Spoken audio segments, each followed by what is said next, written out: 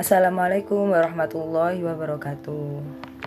Oke, pertama-tama saya akan memperkenalkan diri terlebih dahulu. Perkenalkan, nama saya Hurin In Maulidia dengan nomor NIM E97219062. Saya dari Prodi Tasawuf Psikoterapi, Fakultas Usuluddin dan Filsafat, Universitas Islam Negeri Sunan Ampel, Surabaya. Di sini saya akan menemani Anda dalam beberapa menit ke depan untuk mempresentasikan tentang zikir dan wirid di pesantren.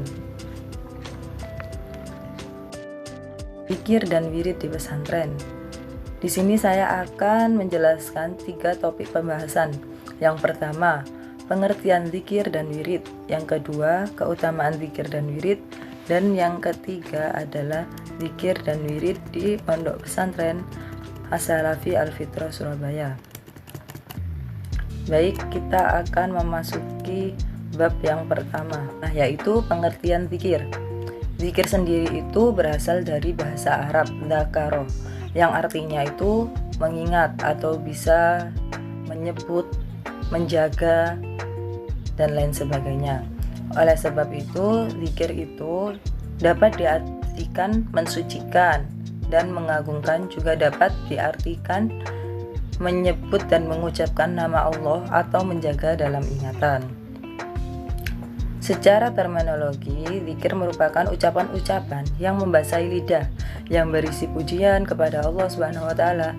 Zikir itu merupakan suatu usaha manusia agar lebih dekat dengan Allah SWT dengan cara mengingatnya dan mengagungkannya. Menurut Imam Al-Ghazali itu, perhatian manusia tertuju pada dunia, sehingga dengan mudah manusia itu lupa akan Tuhannya, sehingga syaitan dapat menggoda manusia tanpa henti selama keseluruhan proses ini. Selama manusia mencurahkan semua perhatiannya pada zikir kepada Tuhan, maka akan tersisa sedikit ruang untuk godaan syaitan. Ini menurut Imam Al-Ghazali ya. Jadi zikir itu bisa menjadi tameng untuk syaitan agar masuk di dalam hati kita. Lalu, zikir terbagi menjadi 2 macam.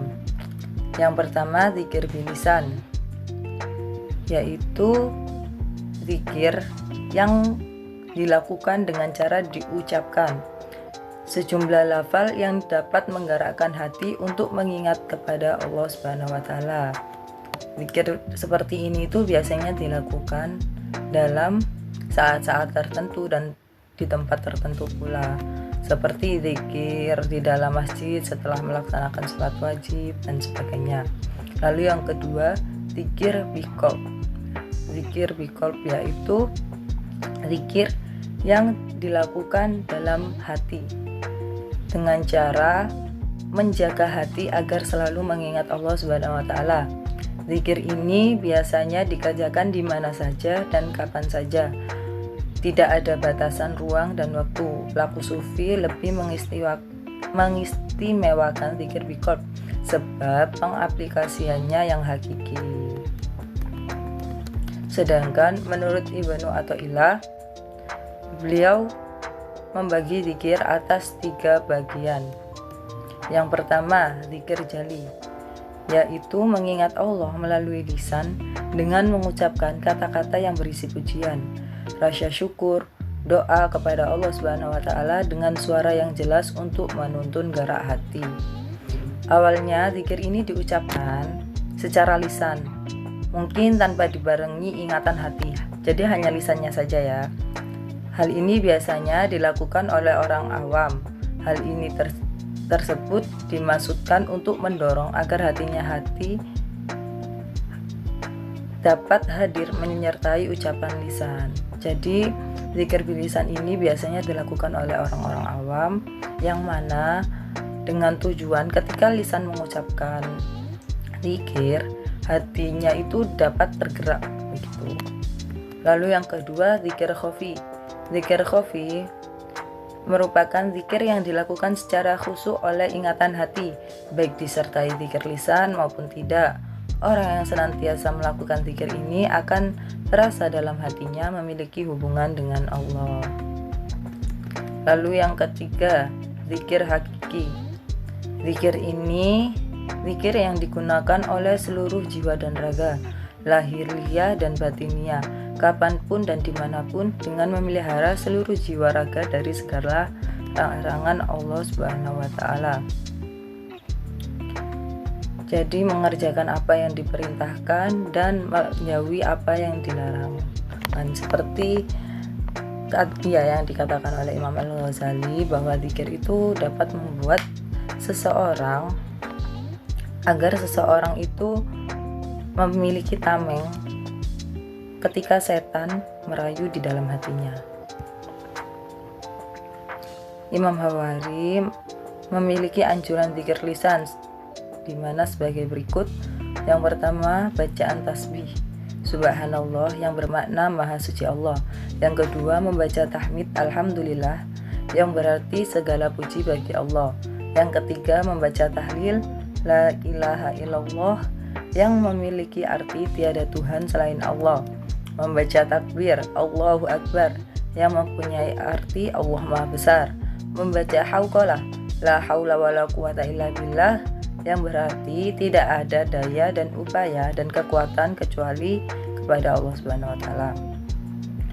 Lalu hasbiyallahu wa ni'mal wakil yang mempunyai arti cukuplah Allah dan sebaik-baiknya pelindung. Lalu membaca istighfar Astaghfirullahaladzim yang berarti saya memohon ampun kepada Allah yang Maha Agung. Dan lafaz baqiyatus sholihah Subhanallah walhamdulillah wala ilaha illallah wallahu akbar yang memiliki arti Maha Suci Allah dari segala puji bagi Allah dan tiada Tuhan selain Allah dan Allah yang Maha Besar. Wirid dan zikir itu memiliki makna yang berbeda, akan tetapi zikir termasuk wirid belum tentu zikir. Jadi begini saya akan menjelaskan di bab ini. Wirid sama seperti zikir, akan tetapi wirid memiliki waktu tertentu dalam pengamalannya. Berbeda dengan zikir yang memiliki makna luas dan pelaksanaannya tidak dibatasi oleh waktu. Nah, ini yang membedakan antara wirid dan zikir. Ketika seseorang itu membaca wirid itu dilakukan di waktu-waktu tertentu. Sedangkan zikir itu tidak. Kapanpun seseorang itu ingin zikir dipersilahkan. Contoh, wirid seperti bacaan-bacaan zikir atau ayat-ayat suci Al-Quran tertentu yang dibaca setelah pelaksanaan sholat fardu ataupun sunnah.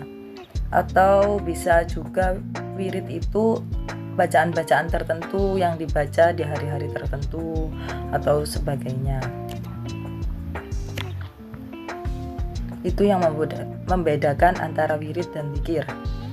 Yang pertama, menurut Kiai Haji Muhammad Nizam Al-Wafa, beliau ini merupakan pendiri sekaligus pengasuh dari pondok pesantren Ahlus Shafa Al-Wafa yang berada di Wonoayu, Sidoarjo. Beliau memiliki pendapat bahwa tidak ada metode yang lebih efektif dan membentuk akhlak seseorang daripada zikir di dalam tarekat. Zikir merupakan aspek yang paling penting. Jadi menurut beliau tidak ada metode yang lebih efektif itu selain zikir untuk pembentukan akhlak pada diri seseorang.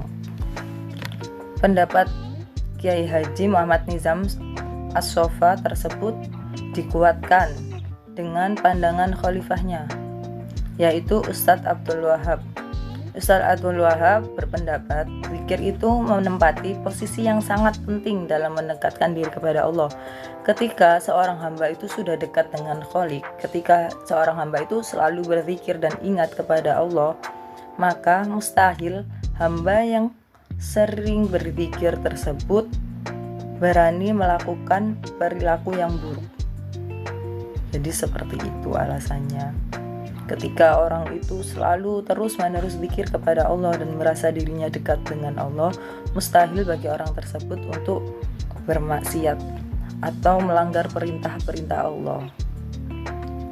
Pada hakikatnya itu, zikir mampu menjadi metode atau jalan untuk membersihkan kotoran-kotoran yang ada dalam hati, sehingga hati dapat menjadi suci. Tidak ada alat yang mampu membersihkan hati selain zikir kepada Allah Subhanahu wa Ta'ala. Lalu ini, menurut Ibnu Athaillah, yang pertama, istiqomah wirid dan mampu menghayatinya. Istiqomah untuk selalu wirid seperti yang disebutkan tadi ya. Wirid itu bacaan-bacaan zikir atau serangkaian ayat-ayat Al-Quran yang dibaca atau pengaplikasiannya itu dilakukan dalam waktu-waktu tertentu.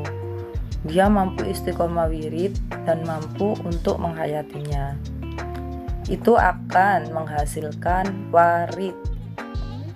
Warid itu sebuah bentuk pemberian dan hidayah Allah Subhanahu wa Ta'ala, yang mana warid tersebut adalah cahaya ilahi serta kesenangan bertakarub kepada Allah. Ketika orang itu terus melakukan wirid ya, di tahap awal itu biasanya wirid bilisan. Ketika dia itu istiqomah melakukan wirid dan mampu menghayati dari wiridnya tersebut, dia akan menjadi warid, yang mana warid itu cahaya dari ilahi atau kesenangan pada diri seseorang untuk selalu bertakarub kepada Allah. Seperti itu. Lalu memasuki pembahasan yang ketiga, yaitu zikir dan wirid di Pondok Pesantren As-Salafi Al-Fitrah Surabaya. Jadi di Ponpes As-Salafi Al-Fitrah sendiri itu merupakan pondok pesantren yang dibangun oleh Kiai Haji Ahmad Asrori Al-Hizaki. Beliau merupakan seorang mursyid dari sebuah thariqat yang bernama Thariqat Qadiriyah wa Naqsabandiyah Al-Utsmaniyah. Nah, ketika membangun pondok pesantren tersebut, Kiai Asrori itu menulis beberapa kitab atau menulis beberapa karya untuk para murid dan juga jamaah. Jadi zikir dan wirid di Pondok Pesantren As-Salafi Al-Fitrah itu telah ditata sedemikian rupa oleh Kiai Haji Ahmad Asrori Al-Hizaki tersebut. Yang pertama itu adalah wirid setelah sholat sunnah dan fardu. Terdapat serangkaian wirid yang dibaca setelah sholat sunnah dan sholat fardu itu di dalam kitab Fathatun Nuriyah yang disusun oleh Kiai Ahmad Asrori Al-Hizaki. Jadi di dalam kitab Fathatun Nuriyah itu terbagi menjadi 3 jilid ya. Yang pertama, jilid pertama itu tuntunan bagaimana melaksanakan sholat fardu serta wiridnya serta doanya itu sudah diatur dalam Fathatun Nuriyah di jilid pertama. Lalu jilid yang kedua itu merupakan tatanan cara-cara untuk melakukan sholat sunnah yang dilakukan pada malam hari, Qiyamul Lail. Di situ terdapat doa-doanya juga, semuanya telah lengkap di bab kedua untuk yang tatanan sholat Qiyamul Lail atau sholat sunnah yang dikerjakan pada malam hari. Lalu yang ketiga itu di jilid 3-nya itu terdapat tatanan sholat sunnah yang dilakukan pada pagi atau siang hari. Di situ lengkap tata cara sholatnya, bagaimana niatnya, bagaimana rukun-rukunnya, dan sampai wirid dan doanya itu lengkap di kitab Fathatun Nuriyah jilid 1, 2, dan 3. Lalu para muridnya juga itu dibekali dengan sebuah sholawat, yang mana sholawat tersebut merupakan sholawat Husainiyah yang ditulis oleh Kiai Haji Ahmad Asrori Al-Hizaki. Di dalam sholawat itu juga terdapat beberapa nukilan dari ayat-ayat suci Al-Quran. Lalu pembacaan istighosah dan tahlil itu terdapat dalam serangkaian kitab Al-Iqlil, dan kitab ini juga disusun oleh Kiai Ahmad Asrori Al-Hizaki. Dan banyak sih lain sebagainya, seperti kayak kegiatan-kegiatan yang wirid dan zikir yang dilakukan saat bulan Ramadan dan lain sebagainya, itu di Pondok As-Salafi Al-Fitrah itu sudah tertata sedemikian rupa, yang ditata oleh Kiai Haji Ahmad Asrori yang merupakan seorang pendiri juga mursyid Thariqat Qadiriyah wa Naqsabandiyah Al-Utsmaniyah. Seperti itu. Terima kasih atas kesetiaan Anda menemani saya untuk berpresentasi di hari ini. Semoga apa yang saya sampaikan bermanfaat, dan apabila ada kesalahan, saya mohon maaf sebesar-besarnya. Wassalamualaikum warahmatullahi wabarakatuh.